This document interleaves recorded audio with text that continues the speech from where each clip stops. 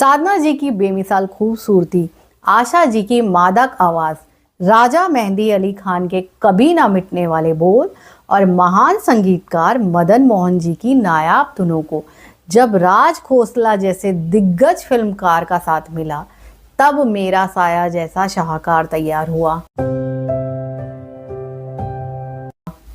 आज की तरह तब भी फिल्म इंडस्ट्री पर हीरो राज किया करते थे, लेकिन जब साधना जी ने बेपनाह खूबसूरती के साथ फिल्मों में एंट्री की तो एक नई शुरुआत हुई।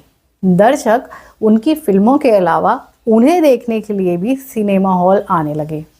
उनकी ड्रेस, आंखों में गहरा तिरछा काजल, कानों में बड़ी बड़ी बालियां और उनका स्पेशल हेयर स्टाइल सब के सब फैशन स्टेटमेंट बन गए। उनका हेयर स्टाइल साधना कट के नाम से लोकप्रिय हुआ। वो एक इकलौती हीरोइन थी जिन्होंने 4 फिल्मों में डबल रोल किया था। मेरा साया साधना के डबल रोल वाली दूसरी फिल्म थी, जबकि राज खोसला के साथ वो कौन थी और अनीता के बाद वो तीसरी फिल्म कर रही थी। राज साहब महिला प्रधान फिल्म बनाते थे। सुनील दत्त स्टारर रहस्य और रोमांस से भरपूर मेरा साया की शूटिंग उदयपुर में हुई थी। सिटी पैलेस, लेक पैलेस और दूध तलाई के आसपास कई दृश्य फिल्माए गए।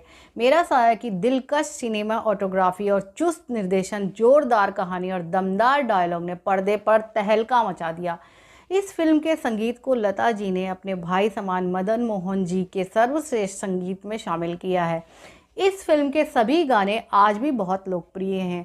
जिस गाने की आज हम बात कर रहे हैं वे तो एक मिसाल ही बन गया है। ये फिल्म वैसे तो 1966 में रिलीज़ हुई थी, लेकिन इस गाने की शुरुआत 1941 में ही हो गई थी। इसके बनने की कहानी बहुत ही रोचक है और इसका संबंध अमिताभ बच्चन के माता पिता से था। अमिताभ बच्चन के पिता हरिवंश राय बच्चन मशहूर साहित्यकार थे। 1940 के आसपास उनके पिता और पत्नी की बीमारी से मौत हो गई थी, जिससे वो बहुत ही निराश थे। वो अक्सर बरेली में अपने दोस्त से मिलने जाते थे। उन्हीं दिनों पहली बार उनकी मुलाकात तेजी श्री से हुई। तेजी जी उन दिनों लाहौर के डिग्री कॉलेज में साइकोलॉजी पढ़ाती थी। उनकी प्रिंसिपल बरेली की ही निवासी थी। तेजी जी की सगाई एक एनआरआई से हो चुकी थी। 31 दिसंबर 1940 को बरेली के प्रसिद्ध वकील रामजी शरण सक्सेना के घर पर पार्टी थी। इस पार्टी में जैसे ही हरिवंश राय बच्चन साहब ने अपनी कविता सुनाई तो तेजी जी भावुक हो गई। दोनों के मन मिले और दोनों ने सगाई कर ली। इसके बाद तेजी जी अपने परिवार के पास लाहौर चली गईं और बच्चन साहब इलाहाबाद में शादी की तैयारी करने लगे।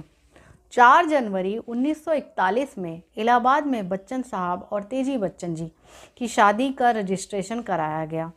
ये उस ज़माने में बहुत ही प्रगतिशील बात थी।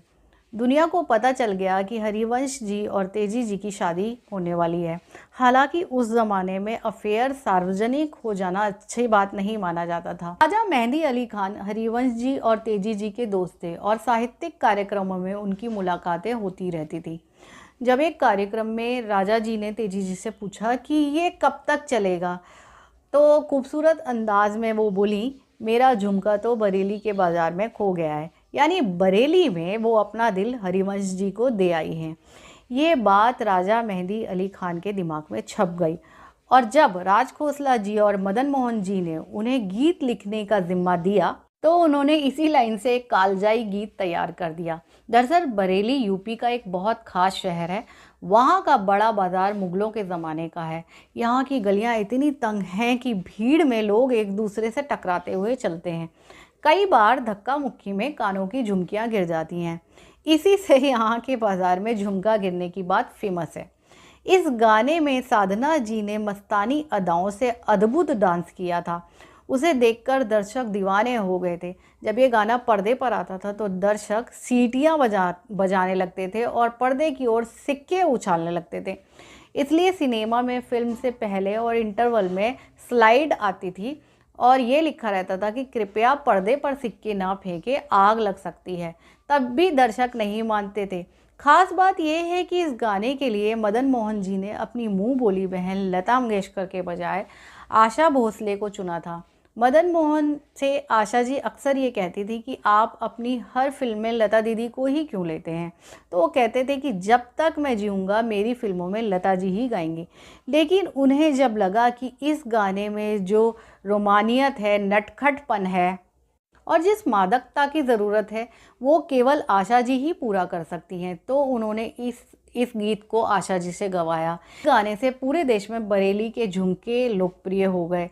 इस गाने से मिली पहचान के कारण बरेली विकास प्राधिकरण ने फिल्म के रिलीज़ के 54 साल बाद एक तिराहे का नाम झुमका तिराहा रखा और वहाँ पर 200 किलोग्राम का झुमका लगाया जो कि पीतल और तांबे से बना है। इसको 14 फीट ऊंचे खंभे पर लगाया गया है। आखिर में एक बात और जानकारी आपको देना चाहूँगी। इस गाने में हर अंतरे के अंत में एक आवाज़ आती है, फिर क्या हुआ? फिर क्या हुआ? ये आवाज़ किसकी थी, ये बात लंबे समय तक सामने नहीं आई। आशा जी को भी इस बारे में कुछ नहीं पता था। कई वर्षों बाद जब उन्होंने मदन मोहन जी के बेटे संजीव मोहन से पूछा तो उन्होंने बताया कि ये उनके पिता के दोस्त और मशहूर कमेंटेटर ब्रॉडकास्टर विनोद शर्मा जी की आवाज़ थी।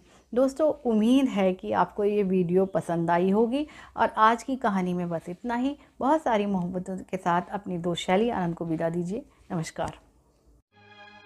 झुमका गिरा रे